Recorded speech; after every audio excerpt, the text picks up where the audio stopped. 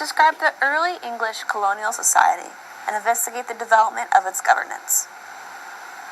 By Maggie Smith and Elizabeth Taylor. A. Describe the European cultural diversity, including the contributions of different ethnic and religious groups. B. Describe the Middle Passage, the growth of the African population and their contributions, including, but not limited to, architecture, agriculture, and foodways. C. Describe different methods of colonial self-governance in the period of the salutatory neglect. And D. Explain the role of the Great Awakening in creating unity in the colonies and challenging traditional authority.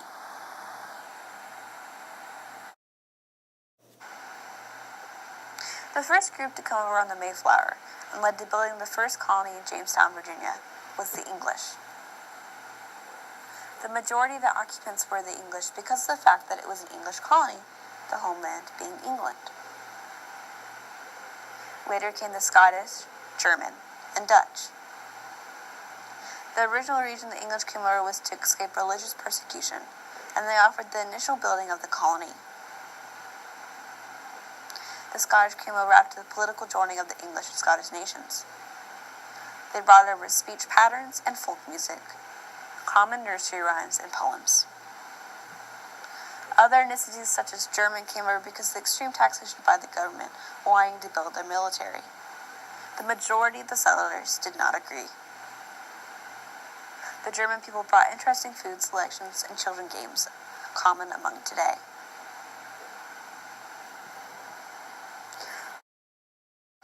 Although the English came over to escape persecution, the Puritans believed that they were a superior religion and pushed the other religions out of Jamestown. This led to other religious groups such as Quakers, Catholics, Jews, and Protestants to create their own colonies.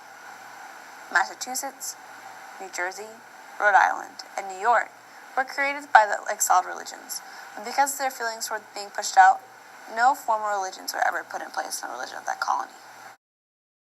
A photo of the Puritans at the first Thanksgiving.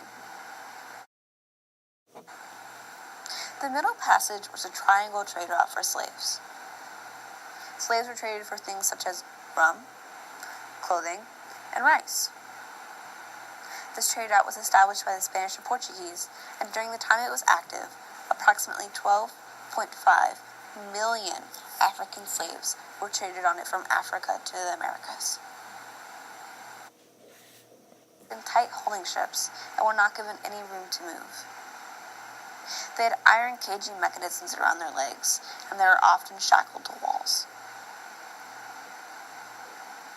Women and children experienced heinous sexual and physical abuse by the crew of the ships, and many were beaten to death. Disease and illnesses were rampant throughout the ships, such as dysentery and fever breakouts were common.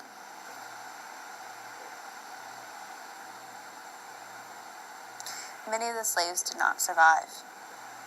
Slaves had about a 1 in 5 chance of death on these ships, and the majority of the deaths were children. Captives were held in like this for at least 2 months, and in most cases, much longer. This is an example of a slave-holding ship on the Middle Passage. As you can see, slaves were held tightly together.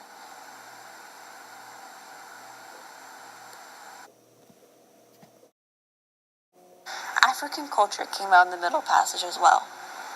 Foods such as okra, watermelon, yams, and sweet potatoes were a common food that showed up. Languages and language patterns also became prominent throughout the southern colonies.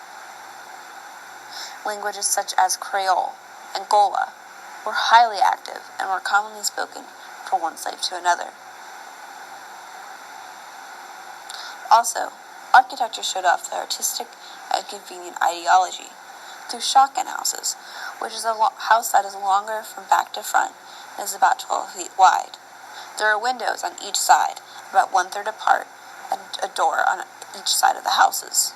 You can still see them in downtown Atlanta today. Also, in Savannah and other southern parts of Georgia, you can see the interesting materials that were used to build plantations. In early colonial times, they followed the economic principle of mercantilism, which is the idea that government should regulate the economy in order to increase national power. The best way to do that was colonies. England's colonies in North America produced raw materials to be sent to England and to be turned into finished goods and sold back to the colonies. This was called the Columbian Exchange. While the exchange didn't seem fair for the colonists, the English forbid their colonies from trading with any other nation. So, the colonies turned to smuggling and trading with any other nation they could. Instead of busting their colonies for smuggling, the English had a history of salutary neglect. By definition, salutary neglect is the English unofficial policy to relax the enforcement of strict laws and regulations imposed on the American colonies. In layman's terms, it means that the British ignored the Americans' disregard for their rules. The British salutary neglect led to the formation of self-governance in the colonies, although it was different for each colonial region. There were 3 regions: Southern, New England, and Mid-Atlantic, which you can see in this picture. Education was one difference. The New England and Mid-Atlantic colonies established schools in towns, where they valued literacy as it was important for religious reasons, such as reading the Bible.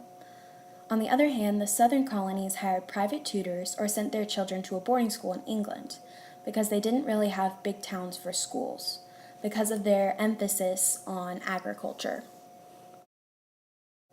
Another difference was in religion. The New England and Mid-Atlantic colonies, because they had towns, they had many local churches and were home to many Puritans.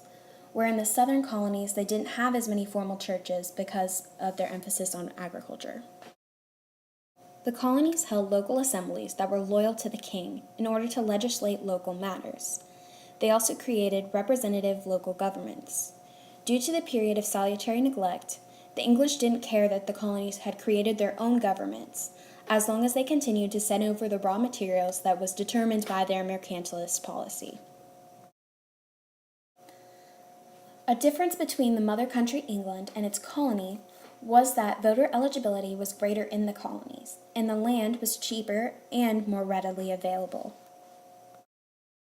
This period of salutary neglect continued up into the French and Indian War in 1763. Because the English were so in debt, they turned to their colonies to help lighten the load, and to seek a greater control over the colonies as a whole. The feeling of independence gained during the period of salutary neglect inspired the Great Awakening. By definition, the Great Awakening was a revival of religious feeling, energized by revival meetings and an introduction of new Christian denominations. At the time, most colonists were Anglicans, although there were many exceptions, such as the Catholics in Massachusetts. After the Great Awakening, new Christian denominations, such as Presbyterians, Baptists, and Methodists, were created. During this period, religion became more important and emotional, especially with the arrival of George Whitefield, an evangelist from England who started the evangelist movement.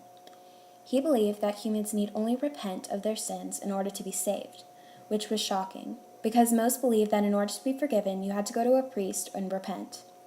He also believed that salvation was within each person. And here's a picture of George Whitefield. Arguably, one of the most important things that the colonists gained from the Great Awakening was a breakdown of respect for authority figures. With the constant criticism of old church hierarchies from new evangelicals, it wasn't a surprise that colonists started to call other aspects of society into question, including economics, philosophy, and of course, religion. It also started the questioning and criticism of a British Parliament working an ocean away. That eventually led to the Revolutionary War.